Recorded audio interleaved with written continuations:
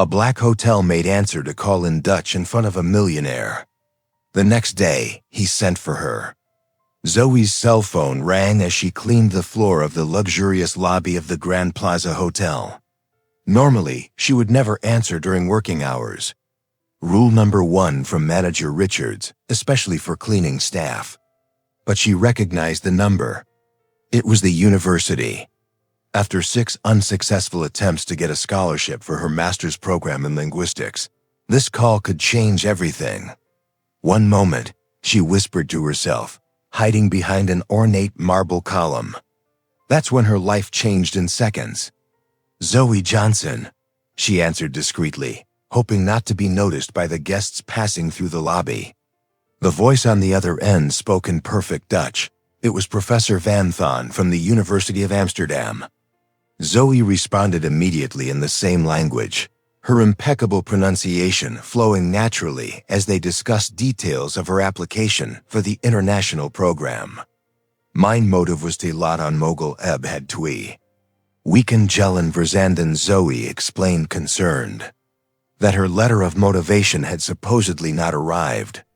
On time, that was when she noticed the sudden silence around her. She looked up and saw Richard Coleman, the billionaire owner of the hotel chain, standing a few feet away watching her with an undisguised look of surprise. Next to him was Manager Richards, her eyes wide with fury. Zoe swallowed hard. "I have to go. Idbel J later." "Terry," she said hurriedly in Dutch, hanging up the phone. "Johnson in my office now." The manager's voice cut through the air. The walk to the small administrative office in the basement seemed endless. Zoe felt the stares of her colleagues, some pitying, others barely concealing their satisfaction. At 29, she was the only black woman in the cleaning department with a college degree, something that Manager Richards made a point of constantly forgetting. "You know the rules, Johnson. No phones during working hours, especially in common areas." Richards fired off as soon as she closed the door. "And talking in what was that?" "French, Dutch," Zoe corrected instinctively, regretting it immediately. "I don't care if it was Martian. What I care about is that Mr. Coleman, the owner of this hotel, saw a cleaning lady ignoring her duties to talk on the phone in the lobby. The injustice burned like acid. The white receptionist took personal calls regularly with no consequences. But Zoe knew what was going on. It was the same pattern as always. "I'm assigning you to the convention center bathrooms for the next 3 months. Maybe there you can practice as many languages as you want without embarrassing the hotel." Zoe felt her stomach sink. The convention center meant double cleaning shifts after corporate events with no overtime. It was Richard's classic punishment for those who crossed the line. You can go and be thankful you're not being fired. That night was one of the longest. In her small apartment shared with 2 fellow nurses, Zoe cried silently, staring at her linguistics degree and international certificates framed on the peeling wall. 6 years of cleaning hotel rooms while trying to save for a master's degree, while sending out resumes that never received a response after in-person interviews. The next morning, she arrived early, determined to show professionalism despite the injustice. That's when the phone at the front desk rang. Zoe Johnson called Jennifer, the head receptionist. "Human Resources wants you right away." The HR department was on the top floor next to the executive offices. Uncharted territory for cleaning staff. In the elevator, she felt invisible as always, surrounded by executives discussing million-dollar mergers without even noticing her. Johnson called the HR director as soon as she entered. "Please have a seat." Zoe sat stiffly, preparing for the worst. "Termination, most likely. Mr. Coleman has requested a meeting with you." Now the owner's office was bigger than her entire apartment. Richard Coleman, at 45, was famous in the business world for turning bankrupt hotels into luxury properties. And now he was looking directly at her. "Dutch, French, Italian, and Mandarin, correct?" he asked bluntly, consulting an open folder on the desk. Zoe blinked, confused. How did you your resume? I asked HR for it as soon as I heard you yesterday. Honors degree in linguistics from Georgetown. Fluent in 6 languages, 2 of them Asian, and cleaning my hotel for 6 years. What Zoe didn't know was that this moment was no coincidence. What no one in that hotel suspected was that behind that phone call in Dutch was a much bigger story. An unlikely connection that would not only transform Zoe's life, but expose a system of discrimination that for years had kept extraordinary talent hidden behind brooms and cleaning products. If this story of prejudice in the workplace stirs your indignation, sign up to find out how a simple phone call in a foreign language would become the catalyst for a turnaround that not even the most powerful billionaire could have predicted. For a few seconds, the office was completely silent. Zoe stood still, her mind processing what she had just heard. Richard Coleman knew who she was, really knew her, and not just as the invisible woman in a cleaning uniform that everyone ignored in the hallways. 6 years, Coleman repeated, closing the file and crossing his arms. May I ask why a Georgetown-educated linguist is cleaning my bathrooms instead of working on international translations? Zoe took a deep breath. I sent 47 resumes to the International Relations Department of this hotel. All ignored. I tried for an internal transfer 12 times, always denied. By whom?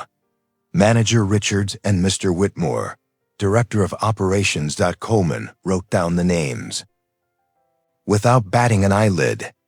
Curious, Whitmore constantly complains about the lack of multilingual staff for our international clients. His eyes narrowed, especially for Asian conferences. What Coleman didn't say was that he had noticed a disturbing pattern. 3 months earlier, he had hired a consulting firm to discreetly investigate why his East Coast hotels had alarming turnover rates among qualified non-white employees. Zoe, I'll be blunt. Tomorrow, a trade conference with Dutch and Chinese business executives begins. I need someone who speaks both languages fluently and understands cultural nuances. And you want me to clean their rooms? Zoe asked, unable to hide her sarcasm. Coleman smiled briefly. I want you to be our international relations coordinator for the event temporarily. Salary $5,000 a week starting today. Zoe almost dropped her purse. It was more than she earned in 3 months. Why me? There are hundreds of qualified candidates. Because I heard you speaking Dutch like a native. Because you have the qualifications I need. And because I suspect there's something very wrong going on in my company. An hour later, Zoe stepped into the elevator with a new badge and full access to the hotel systems. On her way to HR to finalize the paperwork, she ran into Manager Richards. The shock on the woman's face was priceless. Johnson, what are you doing on this floor without a uniform working? Ms. Richards, International Relations Coordinator, at the direct request of Mr. Coleman. Richards visibly palled. Impossible. You don't have the qualifications to Georgetown. Fluent in 6 languages, including Mandarin and Dutch, Zoe interrupted, maintaining a professional tone. My resume has been in the hotel's files for 6 years, along with my 12 transfer requests. As the manager stammered out explanations, Zoe continued on her way. In the HR department, she found an unexpected ally, Zoe Williams, a newly hired recruitment analyst who showed genuine enthusiasm. Zoe, finally. I saw your file when I started 3 months ago and couldn't understand why someone with your qualifications was in housekeeping. Zoe confided as she arranged her transfer. I tried to talk to Whitmore, but he cut me off immediately. That afternoon, as she prepared for the conference in the VIP room, Zoe noticed something disturbing. The event documents contained incorrect and inappropriate translations in Mandarin, which could cause serious diplomatic misunderstandings with the Chinese executives. She quickly corrected the errors, redesigning the welcome materials. How did you know they were wrong? Asked Coleman, who had been silently observing her work from the doorway. The previous translation used terms that could be considered offensive in formal corporate Chinese. Zoe explained. Whoever did this knows the basics of the language, but not the cultural nuances. Coleman nodded thoughtfully. Whitmore assured me he hired the best translators. It cost a fortune.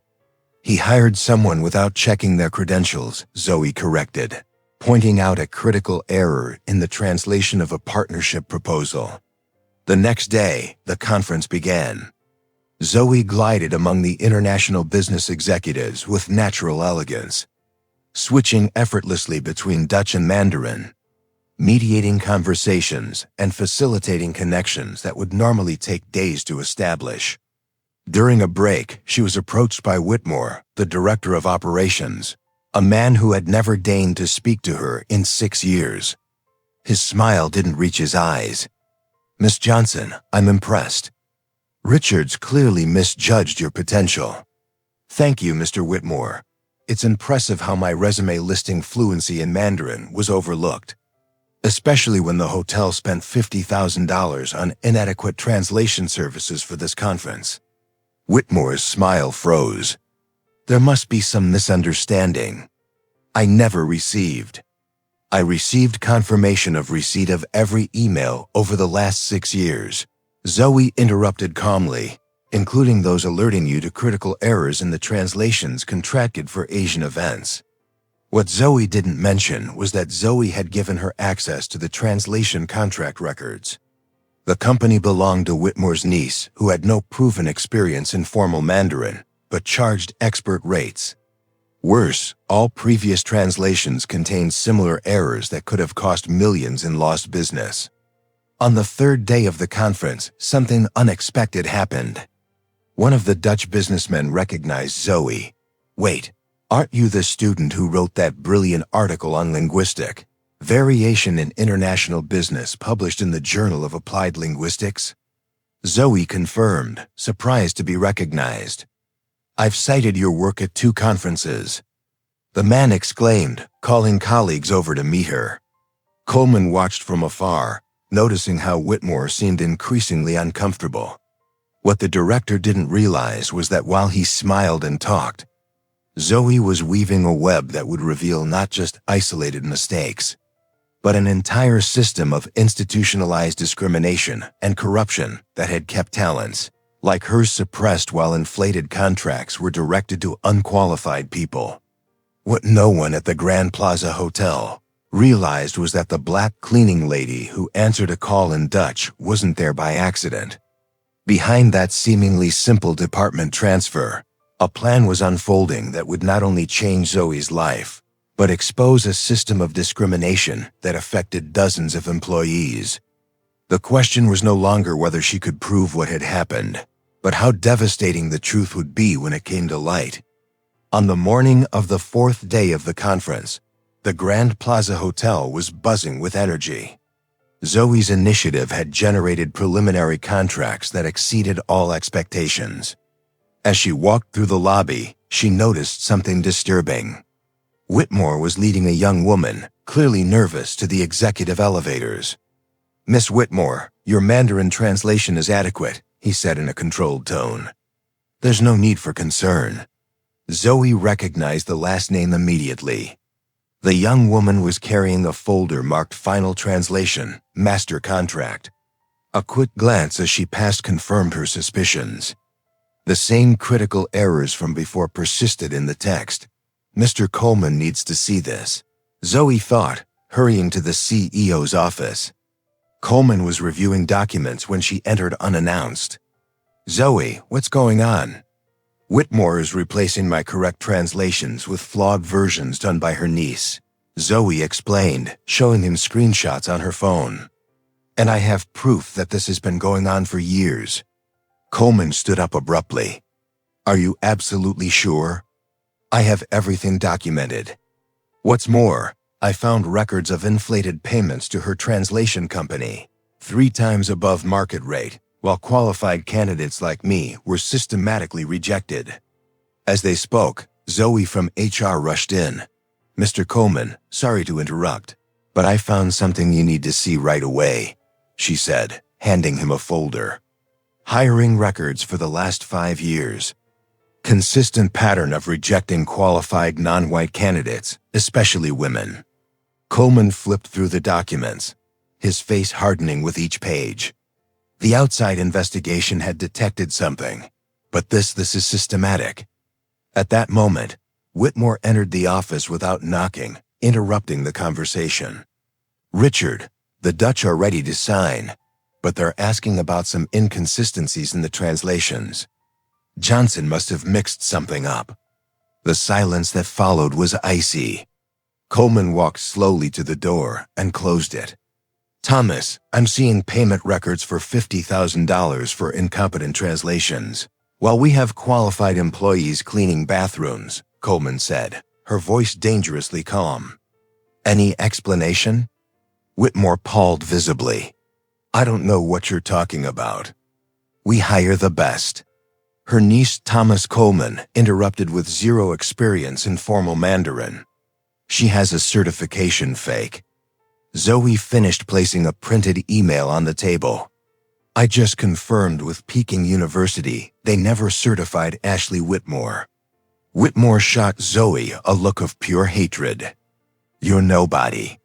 A cleaning lady who thinks she can play with the big boys."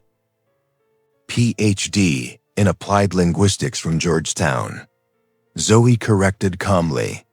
"With 6 international publications, all in the HR files, you've lost repeatedly." Thomas Coleman interjected. "I've called an emergency board meeting in 30 minutes. By then, I want her resignation letter on my desk." "You can't be serious," Whitmore laughed nervously. "Because of this. Choose your next words with extreme care," Coleman warned. 2 hours later, the executive auditorium was packed. All managers, supervisors, and directors had been summoned urgently. In the front row, Dutch and Chinese business executives waited curiously. Richards, the cleaning manager, looked confused, sitting next to other department managers. Coleman took the stage, Zoe at his side. "Today, we discovered a systematic scheme of discrimination and nepotism that has cost this company millions," he announced gravely. "For years, managers such as Thomas Whitmore and Sarah Richards have implemented unofficial policies that have harmed not only our employees, but also our bottom line." A presentation began behind him showing comparative charts of employee qualifications versus positions, hiring and rejection statistics by race and gender, and overpriced contracts with companies linked to managers' family members. Ms. Johnson, whom some of you knew only as a cleaning lady, saved our company from a diplomatic and financial disaster this week, Coleman continued, by correcting translations that would have cost millions in contractual misunderstandings. The Asian businessman nodded in recognition, some applauding quietly. "As a result of this investigation, Thomas Whitmore has been terminated for cause," Coleman announced. "Sarah Richards is suspended while we complete our investigation into her involvement. And effective immediately. We are implementing a complete audit of all hiring and promotions over the past 5 years." The room fell into shocked silence. Richards, now pale, stared at the floor. And finally, Coleman smiled slightly. "I am pleased to announce that Dr. Zoe Johnson is being named our new Global Director of Internal Communications, overseeing all of our multilingual operations." The auditorium erupted in applause, some hesitant, many enthusiastic, especially from the cleaning crew sitting in the back, who applauded with tears in their eyes. As she left the stage, Zoe noticed Whitmore being escorted out of the building by security guards, his face contorted into a mask of impotent rage. As he passed Zoe, he muttered, "You won't last a month." Zoe just smiled serenely. In the pocket of her newly acquired blazer was a recording device, the same one that had captured every threat and racist comment Whitmore had whispered over the past few days, as he desperately tried to cover up his scheme. That night, in her new office overlooking the city, Zoe finally allowed herself to cry. They weren't tears of sadness, but of deep catharsis. 6 years of cleaning hallways while her potential was denied. 6 years of your resume must have gotten lost, and maybe you're not a good cultural fit. She picked up the phone and called her mother, who had sacrificed everything to pay for her education. "I did it, Mom," she said simply, her voice breaking. What no one at the Grand Plaza Hotel could have predicted that day was that the real transformation was just beginning. While some executives were still digesting the shock of seeing old privileges crumble, others were already realizing the inevitable truth. True talent, when finally unleashed, not only corrects past injustices, but completely redefines the future. The fall of Whitmore and his discriminatory scheme was only the first chapter in a complete overhaul that would shake the foundations not only of that hotel, but of the entire American hotel industry. And it all started with a simple phone call. Dutch. 6 months had passed since that fateful day when Zoe answered a call in Dutch in the lobby of the Grand Plaza Hotel. What had once been an isolated case of personal justice had turned into a silent revolution in the American hotel industry. Zoe's office on the 32nd floor now overlooked all of Manhattan. A discreet plaque on the oak door read, Dr. Zoe Johnson, Vice President of Diversity and International Relations. The salary was 5 figures monthly. Not annual, but the real power lay beyond the title or financial compensation. Restructuring committee assembled and waiting. Dr. Johnson announced Zoe, now her executive assistant and close friend. All regional managers are on the conference call. Zoe nodded, taking a deep breath before entering the conference room where Richard Coleman and the board of directors were waiting for her. It was the day of the final presentation of the Invisible Talents program, a personal initiative Zoe had developed to identify and promote qualified employees who were systematically overlooked throughout the hotel chain. The results of the pilot program have exceeded all of our expectations, Zoe began, presenting the numbers on the screen. In just 6 months, we identified 147 employees with skills in languages, finance, management, and technology who were in roles well below their capabilities. 83% of them Black, Latino, or from other minority groups. Coleman nodded approvingly. The program had been his first demand when accepting the promotion, not just fixing his individual situation, but changing the entire system. Most impressive, Zoe continued, is the financial impact. Outsourced translation costs are down 78%. International customer satisfaction is up 42%, and our diversity ratings are now at the top of the industry. All this while providing real opportunities to people who are already on our payroll. Across the country, Sarah Richards watched the conference broadcast from a small hotel in California. After an extensive investigation, she had escaped termination by accepting a demotion and transfer. Now she managed the laundry at a second-rate property, a daily humiliation for someone who had once rejected talent based on prejudice. The next expansion of the program will include an internal mentoring system, Zoe explained. Each promoted talent commits to identifying and supporting other employees with potential. Thomas Whitmore was not attending the conference. After his dismissal, no luxury hotel would hire him. Allegations of systematic discrimination and embezzlement had permanently tarnished his name in the industry. Rumor had it that he was now working as a night manager at a roadside motel in Arizona. His niece Ashley had had to return all her inflated payments, complete a professional ethics program, and was now studying Mandarin, ironically, with a scholarship created by the Coleman Foundation for Inclusive Language Education. In closing, Zoe said, turning directly to the camera that broadcast to all properties in the chain, I want to share something personal. She paused, letting the silence fill the room. When I was little, my mother worked as a maid in a hotel like this one. She had a college degree, but she never got a job in her field. She always told me, Zoe, no matter how much they try to make you feel invisible, your worth is not dependent on their recognition. Zoe took a deep breath, maintaining her composure. My mother passed away believing that some doors would never open for people like us. She never lived to see this moment, to see that her sacrifice was worth it. Across the room, several executives, many newly promoted through the program, wiped away tears discreetly. The true power of a company isn't how much it makes, but the potential it unleashes. For decades, the hospitality industry, like so many others, buried extraordinary talent under service uniforms, assuming that people of certain colors, accents, or backgrounds were only fit for invisible roles. Coleman stood up, applauding, followed by the entire room and hundreds of employees watching remotely. Later that day, Zoe received an envelope in her office. Inside was a postcard from Amsterdam and a letter from a University of Applied Linguistics offering her a position as a visiting professor. Professor Vanton, who had made that fateful call in Dutch 6 months earlier, had followed her meteoric rise.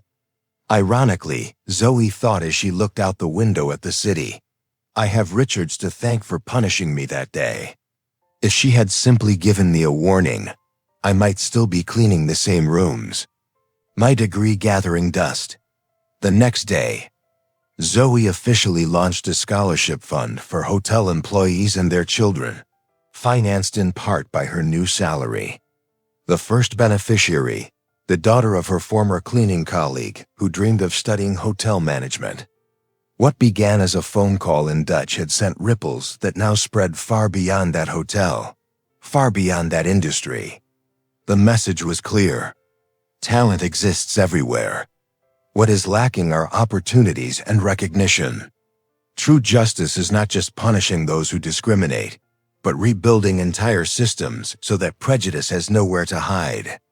Zoe's sweetest revenge was not seeing her antagonists fall, but watching hundreds of people like her finally rise. If this story moved you and made you reflect on how silent prejudice can stifle extraordinary talent, leave your comment and don't forget to subscribe to the channel for more inspiring stories about people who have turned injustice into platforms for real change.